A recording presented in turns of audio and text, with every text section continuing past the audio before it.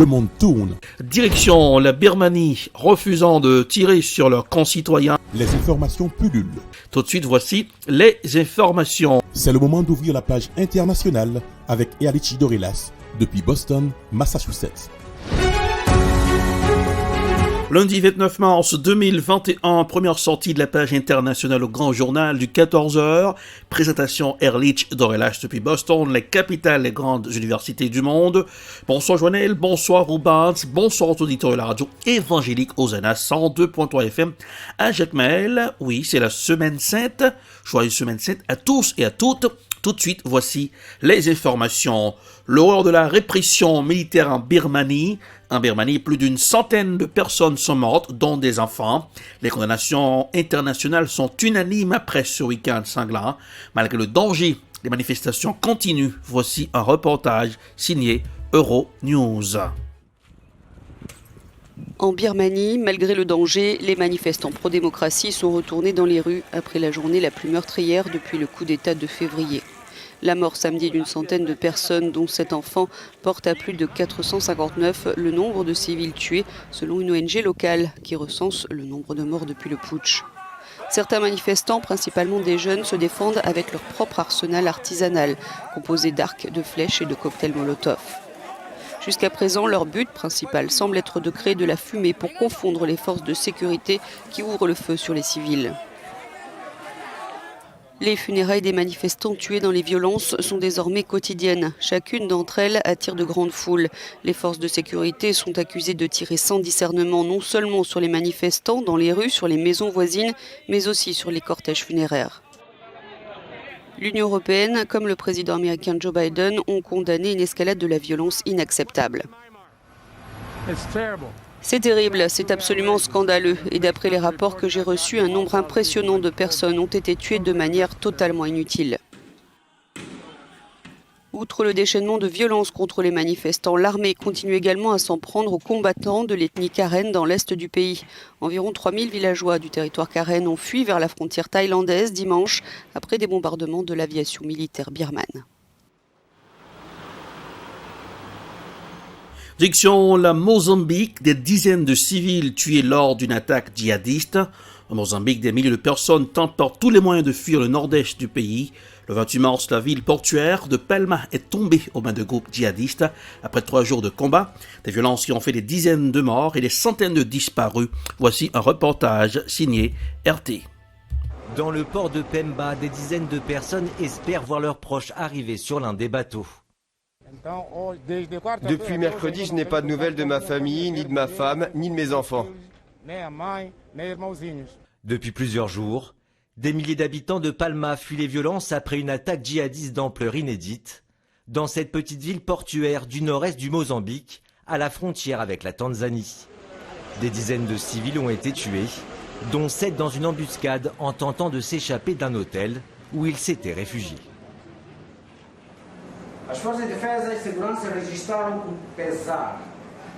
Les forces de défense du Mozambique ont déclaré la mort de 7 personnes qui faisaient partie d'un groupe de citoyens qui ont quitté l'hôtel Amarula dans un convoi pris en embuscade par les terroristes.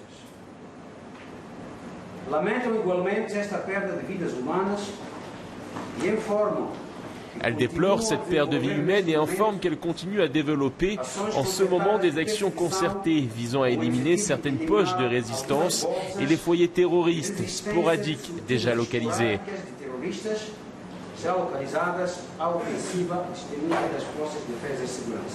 Après plusieurs jours de combat, Palma est tombé aux mains d'un groupe djihadiste surnommé Al-Shabaab et qui a fait allégeance à Daesh. Une ville stratégique, situé à seulement une dizaine de kilomètres d'un projet d'un site gazier de 17 milliards d'euros, piloté par Total et censé être opérationnel en 2024. Le groupe pétrolier français, qui annonçait ne déplorer aucune victime parmi son personnel, a décidé de suspendre ses opérations dans la région de Cabo Delgado.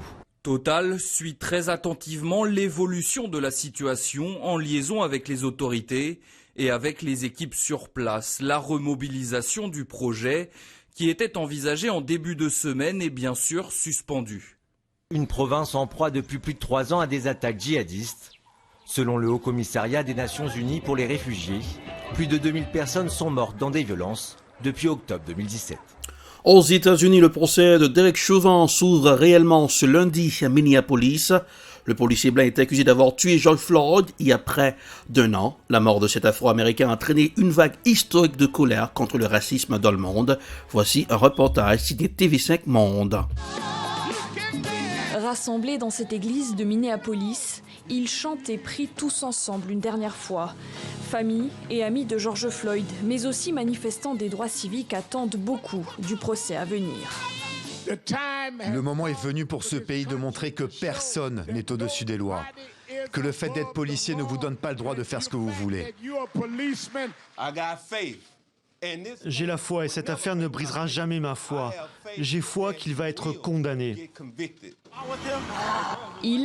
C'est Derek Chauvin, le policier blanc accusé d'avoir tué George Floyd.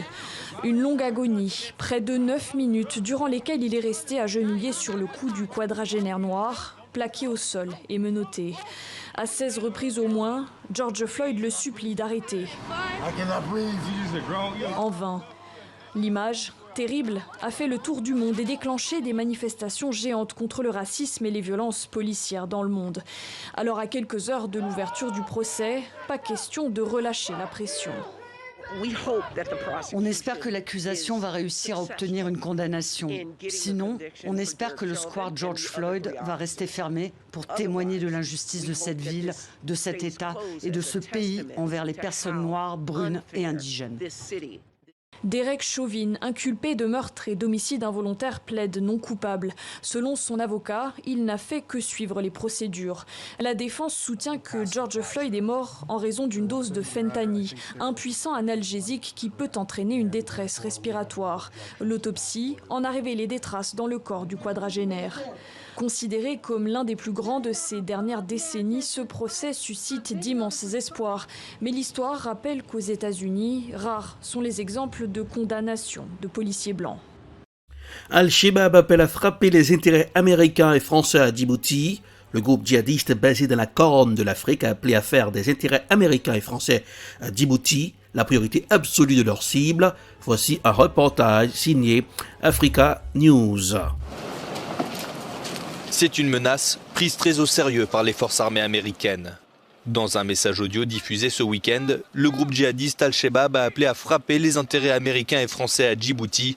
À moins de 2 semaines de l'élection présidentielle, Ahmed Diriye, le chef du groupe terroriste implanté dans la Corne de l'Afrique, a dénoncé les actions du président djiboutien Ismaël Omar Guelleh, qui aurait selon lui contribué à transformer Djibouti en une base militaire, d'où chaque guerre contre les musulmans en Afrique de l'Est serait planifiée et exécutée. Plusieurs milliers de soldats sont aujourd'hui postés dans les nombreuses bases militaires étrangères de Djibouti, qui servent notamment de base arrière à la lutte contre les combattants Shebab. Le petit pays d'Afrique de l'Est avait déjà été frappé par les membres du groupe djihadiste Al-Shabaab en 2014. À l'époque, un commando suicide avait visé un restaurant prisé des étrangers, faisant un mort et au moins une vingtaine de blessés. Blocage du canal de Suez par le président égyptien. L'opération est réussie. Le porte-conteneur géant échoué en travers du canal de Suez depuis 6 jours a été partiellement remis à flot lundi 29 mars, a annoncé l'autorité du canal de Suez, ACS, ce qui laisse espérer une réouverture rapide de cette voie maritime essentielle. Voici un reportage signé France 24. Enfin dans le bon sens sur le canal de Suez. Le porte-conteneur géant est ce matin à 80% dans la bonne direction. Les équipes qui travaillent depuis mercredi exultent. Mais ce n'est pas fini, le bateau ne flotte toujours pas, la proue a bien été désensablée, seule solution pour faire bouger ce monstre. L'arrière du navire est maintenant à 100 mètres de l'une des berges. Il était à moins de 4 mètres avant cette opération réussie. 27 000 mètres cubes de sable dégagés à 18 mètres de profondeur. Les autorités du canal ne disent pas ce matin quand il sera à nouveau ouvert. Elles se contentent de dire que le vent n'est peut-être pas le seul responsable de l'accident. Les grands accidents se produisent toujours pour plusieurs raisons combinées. Il peut s'agir d'une erreur technique et humaine. 425 navires sont toujours bloqués aux extrémités et au milieu du canal. Selon les autorités, quand le canal sera dégagé, il faudra 3 à 4 jours pour faire passer tous ces porte-conteneurs. Chaque jour d'immobilisation coûte de 5 à 8 milliards d'euros. Et voilà, c'est la fin de la page internationale au Grand Journal du 14h pour ce lundi 29 mars 2021. Présentation Ehrlich Dorelash depuis Boston, la capitale des grandes écoles du monde. Production Edprod, réalisation Télébeltop pour le compte de la radio évangélique Hosanna, 102.3 FM à Jacmel. Joyeuse semaine sainte à tous et à toutes, branchez Radio Hosanna. Voilà. Bonsoir Joël, bonsoir Rubens, rendez-vous c'est pour demain. À demain. C'était la page internationale avec Ehrlich Dorelash.